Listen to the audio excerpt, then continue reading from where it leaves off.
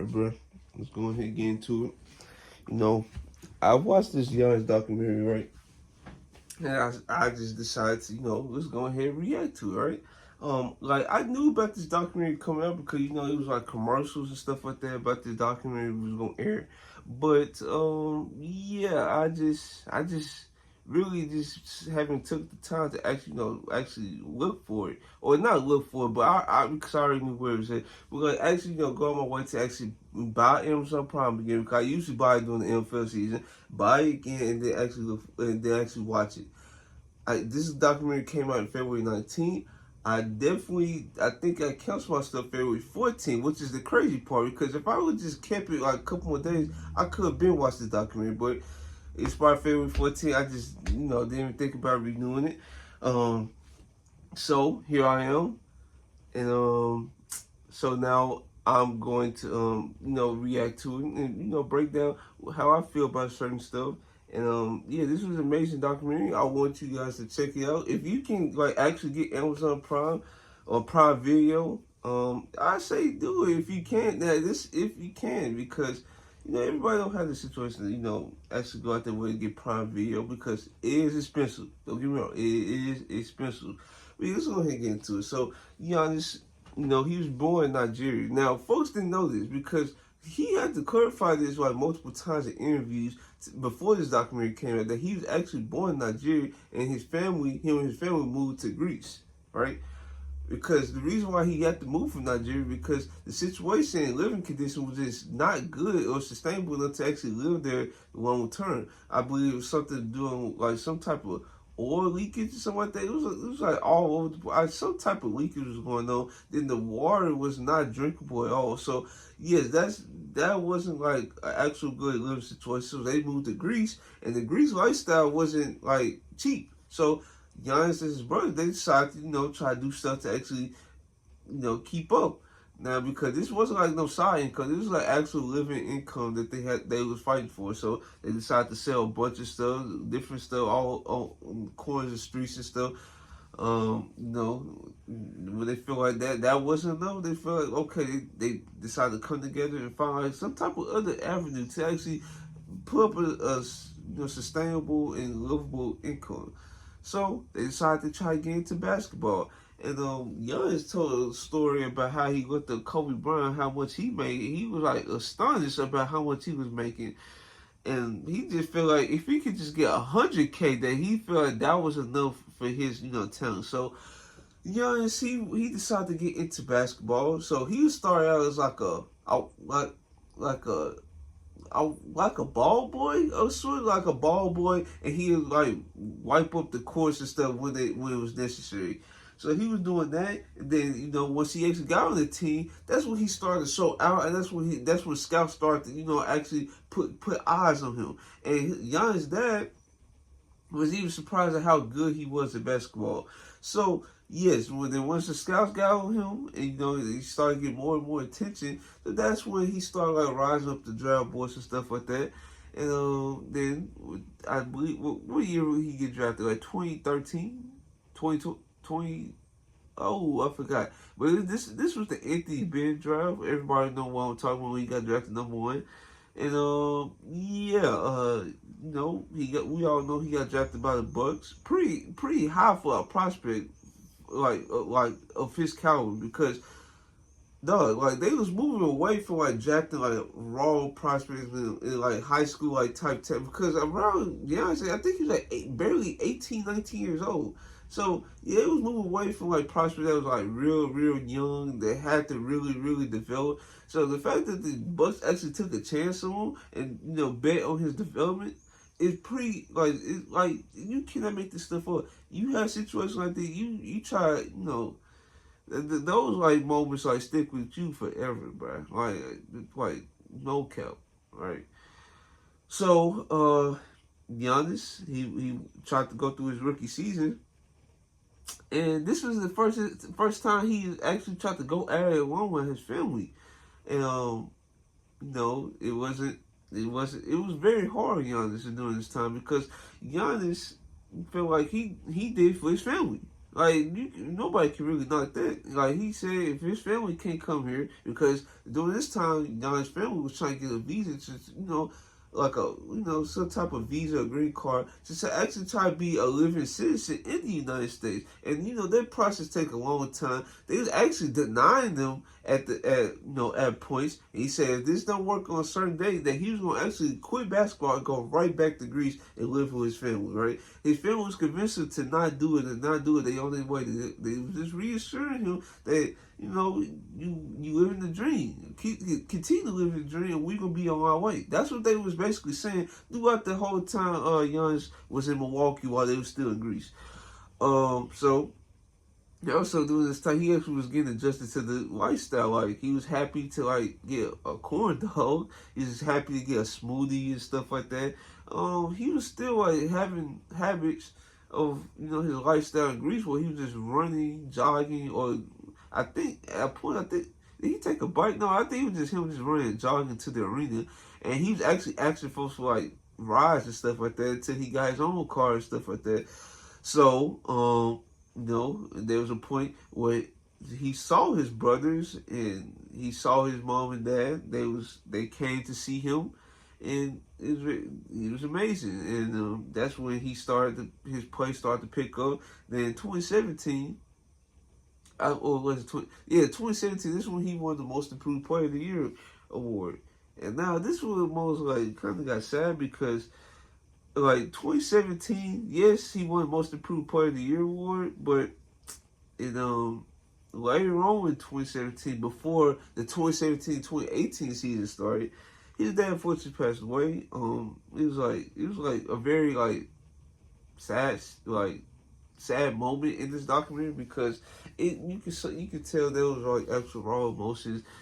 They talked about his dad being very respected when he entered the room. He always gave respect to everybody. Very humble. They said he very loving, caring. That's why that moment in time it just felt emotional. I think Giannis' wife even cried during the scene. It was pretty crazy, and the fact that Giannis was actually able to have a great season that year, because it's so crazy because in 2017-2018, the way that season finished was pretty amazing because I believe that was the season he played all 48 minutes against the Raptors, if I believe, and they almost beat them. Now, if Giannis was able to beat the Raptors during 2017-2018, that Raptors team wouldn't have to see LeBron at all. They would have got broken after that game fast. It wasn't gonna be no situation where it was gonna be a call guard. They was gonna probably let DeMar DeRozan know that his walking papers was coming soon. But I'm getting a little off track. I just wanted to get that off my chest because that would have been embarrassing on all of us for the Raptors. So we go to the next season, 2018-2019. This is Giannis was actually putting in immense amount of time in the weight room. This is the strongest he's been since ever. This strongest he's been ever in his career. And man, they translate because this was the season where the Bucks, they won 60 games. They got new coach Mike Budenholzer run a spread out offense where the shooters is at the half, not at the half court, but spread at the wings and stuff like that. They stay a little bit deeper to actually give Giannis more space to drive. And the Bucks had their best season. I wouldn't say in their franchise history, but one of their best seasons in their franchise history for sure, though, because like I said, they won 60 games, and that season ended by losing to Eastern Conference Finals to the Raptors. Now they could have won that series, but the Raptors, they had a game plan. They were just set. And it was too much for the Bucks to overcome that season. And they also documented the 2019-20 season where he won MVP and Defensive Player of the Year, and they came on short to the Miami Heat. It was just very unfortunate that the Bucks went out like that, but we all know why the Bucks ended in that situation. That's why they did a whole roster turn. They decided to, before 2018-20, they let Malcolm Brogdon go. So 2020-2021, they decide, okay, so this Eric Bledsoe experiment was not gonna work out, so they trade for I almost said Drew Bledsoe, Drew Holiday from the Pelicans, and I believe who else? Because I know they got Drew Holiday, Chris Middleton, he took another jump in his play. Brook Lopez was already there. Am I missing anything? I could be missing anything, but this is another great season from the Bucks. This was a shortened season, so and also during this time, which I didn't know about, I'm glad I'm here to talk about it and reviewing it right now. That Giannis was almost close to like quitting the basketball again, and this time it was like a situation like it was like a build up, almost to a degree, like a build up. Everything was going on, and really everything stemmed from his dad passing away. And they was asking like, did you have the time to actually, take the time out to grieve? And he said he really didn't get the time to grieve like that. So the Bucks and the organization said decided to send him to like a sports psychiatrist, and y'all said they helped him immensely.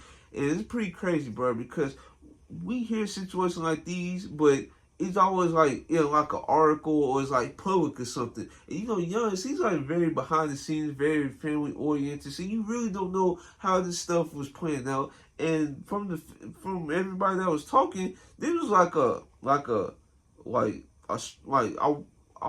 actual battle that was going on because, bro, they say he was like actually that close to retiring. It was pretty crazy because if you were retired, like an NBA player retiring they prime like that, it's like we see all the time in football because that's for obvious reasons because you can get a concussion and you can get like a career-threatening injury and stuff like that. Like it's like more common in football, more understandable in football. But doing it in the NBA, when you're healthy, when you're like at the peak of your powers, like you just dominate you in MVP conversations, just to retire like that would have been like crazy. I just can't even think about that because that wouldn't have been heard of at all. But yeah, he saw the sports psychiatrist, and he got through the season. They got through a first round series against the Bucks. I said against the Bucks, against the Heat. Got their revenge from last year, and they played the Nets. Now this Nets series is pretty interesting because there's a whole types of dialogue that back and forth going on. Just whole bunch of everything. They talk about what if Kyrie didn't get hurt, what if James Harden didn't get hurt, what if KD foot was on the line, wasn't on the line, stuff like that. Whole bunch of ifs, ands, or buts. But at the end of the day, the Nets was still a competitive team, even without Kyrie Irving and James Harden. It was still a competitive team. And like what happened in Game 7, the Nets literally had a chance to win. Despite KD having 1 foot on the line. KD literally had a chance to win in overtime, but he was so gassed that he didn't even make a field goal. Giannis, on the other hand, yeah, he was gassed as well, but he was still putting his team in position to actually win, and they won the game. They won to the Eastern Conference Finals against the Hawks. This is like a back and forth series that I didn't expect because, to be honest, that year I did not expect the Hawks to even get that far. I thought they were getting beat by the Sixers because I felt like that was the Sixers' year to actually prove that they was actually like a dominant force in the Eastern Conference. I thought wrong. Jordan B, he was dealing with his knee injury, had torn meniscus. That didn't go well. Ben Simmons, he was stinking though. And yeah, it was just like all around just wow. It's just wow. But yeah, and during the series, the Hawks Bucks, Giannis, like I said, the series was going back and forth. Giannis had actually messed up his knee pretty bad. He like bent, and it was lucky it was nothing like worse than this, but it was like I think they said it was like a hyper extended knee or something like that. They detail like Giannis is going to practice like a couple days later saying, listen, just give me a chance, and the Bucks actually advanced to the finals. And Giannis actually played game 1, which I didn't expect. Like he didn't miss no games in this series whatsoever. coming back off a hyperextended knee, jumping out the gym, still blocking shots, still dunking on folks. Like nothing's happened. Now he's still maybe getting surgeries after the fact, like doing like cleanups and stuff. But the fact that he's able to gut it out for that season, win his first championship, was amazing. They saw him dapping up his family, hugging his family, showing him crying on the bench and stuff like that. Now, he's in his course to get his second championship. He's still doing it. His team is number 2 in the East currently behind the Celtics, and yeah, we'll see how his quest ends for his second title. I enjoyed this documentary to actually. I enjoy documentaries in general because I actually like to get an understanding how I want to get understanding their upbringing. I want to get understanding of like what it took for them to get there. Now, there's definitely like moments I wish they would have dove deeper into because like the recovery process from that knee injury in 2021.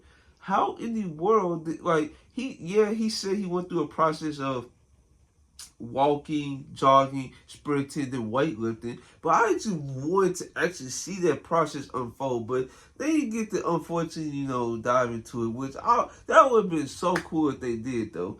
And maybe it was another moment that I wish they would have dove deeper into. But yeah, that's really all I got for today's video. I definitely enjoyed Giannis, dog. Hopefully you guys enjoy it if you decide to dive in. So yeah, if you guys like this video, like, comment, subscribe. This is your boy Trail, and I'm out. I already know I pieced out earlier in this video, but I want to go ahead and talk about this point because this is also relevant. So after he won the championship, he decided to go back to his native homeland in Greece, and he showed the championship off. Like he was giving like folks the opportunity to actually touch it. He was going through like taking pictures and stuff like that. So he even had like a little like basketball training session with a bunch of kids, which I can always respect. And they had like a little layup line, and then it was like in moments where they was playing like 1-on-1, and then if the person like makes it, they play defense against the next person and stuff like that.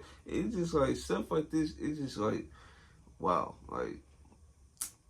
wow, like these players will literally drop 50 on NBA court.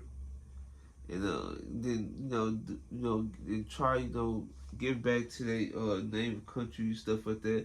And also he talked about him being like a dad and stuff like that. And I think he's finna bring in another child. Like I don't know how many kids he got at this point. Like he's trying to get like double digits at this point because that's crazy. That's crazy. But yeah, he also talked about him like didn't know how to change diapers. I'm like a friend. I don't know how to change diapers either. So I'm in the same boat, Giannis. I'm in the same boat.